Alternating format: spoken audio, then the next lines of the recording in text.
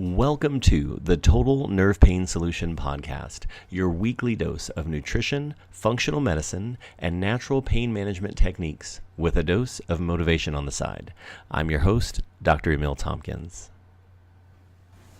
Hey guys, thank you for joining me today live. If you're on right now, you might be checking out the replay, and so let's talk for a little bit. My kids love to camp. Actually, my whole family loves to camp. In fact, the next few weeks I'm going to be telling stories about my neuropathy experience, and I may have some almost dying camping stories that I'll be able to stick in there every once in a while. Today's not one of those, but it's still important. One day, while we're camping, everyone had woke up in the morning with the intent to go fishing.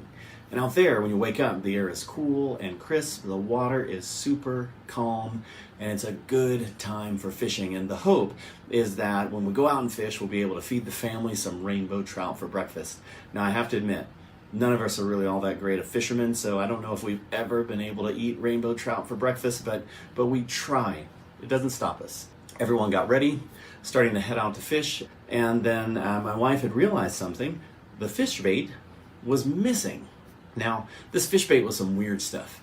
Imagine Play-Doh with sprinkles that smelled like fish and vomit all wrapped up into one nice little package. I guess the fish are supposed to love it, so I'm not going to judge. So as I go out ready to fish, I realized that the fish bait was missing. Actually, the jar was there, but there was nothing in it. Something happened to the fish bait. The first thing I thought was, kids. Maybe they were playing with the fish bait or something. We had at the time 4 kids between the ages of 3 and 8. Actually, we had a niece with us, so we had 5 kids in between the ages of 3 and 8. Of course, I asked them, kids, do you know where the fish bait is? And at first they denied it. I don't know if it's the stages of confrontation or something, or the stages of missing fish bait. The first stage was denial. They said, no, we didn't do it. And then like an FBI detective, my wife couldn't give up. She asked more. So, kids, what happened to the fish bait? And the cycle went from denial to blame. They were pointing fingers at each other. She did it. No, he did it. Maybe you did it. She heard it all. And when everything calmed down, my middle daughter left the crowd of arguers, walked up to my wife, who knows, maybe she's now in protection mode, and says, if I tell you where the fish bait is, will I get into trouble? So my wife, Jennifer, tells her, of course not, you won't be in trouble. But if you only knew my daughter, whenever she comes up with that question, you know you're about to end up with a doozy. So she moves closer to her mom, whispers into her ears, and says, I ate the fish bait. Yes, my daughter ate fish bait.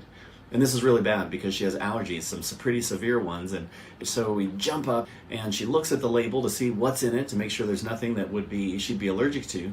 But guess what? There's no label. Why? Because fish bait isn't food. We aren't supposed to eat it. So why in the world would they ever need to give you a label to tell you what's in it? Because you're not supposed to eat it at all. Well, my daughter did survive with nothing more than a bit of a stomach ache after her fish bait incident, and we moved on, but every once in a while we would go back to that story and laugh. But then I realized many of us, including myself at different times in my life, aren't much different than my daughter. And here's why. And this is important. The food we eat is our fuel. It provides the raw materials our body needs in order to heal and grow and function well. Everything we put into our body should have that goal. But we instead see something shiny, interesting, full of sugar, full of fat, and we start eating it, even though it might not be providing any actual nutritional value. As far as I'm concerned, it's not fuel. As far as I'm concerned, it may not even actually be food, but it's given to us and we eat it. And when you're dealing with something like chronic pain or neuropathy, this can have some big consequences. What you put into your body can create tissue healing or it can create tissue damage. And for you to feel better, for you to get better, there's got to be a lot more healing than damage happening. That's why part of our neuropathy program coming up has a nutrition portion of this protocol, because if you fuel your body in a way that's going to create healing, then you're one step closer to having more balance. Actually, you want imbalance between healing and tissue damage. You don't want balance. We want a whole lot of healing and no tissue damage, and your fuel, the things you put into your body, will help you with that. Master that, and you're one step closer to healing your neuropathy. And that's my hope for you.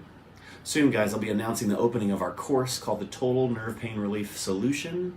It's 7 strategies to stop neuropathy, pain and numbness and tingling in your hands and feet. So stay tuned for that. Guys, I'm Dr. Emil Tompkins. I hope you have a great day, and we'll see you soon. We hope you've enjoyed this week's episode of the Total Nerve Pain Solution podcast. If you would like more information on any of our stories or would like to know how to get involved and share your story, find us on Facebook at facebook.com/Dr. Emil Tompkins. Don't forget to subscribe to our podcast on iTunes and leave an awesome review. Thank you so much. We'll see you soon.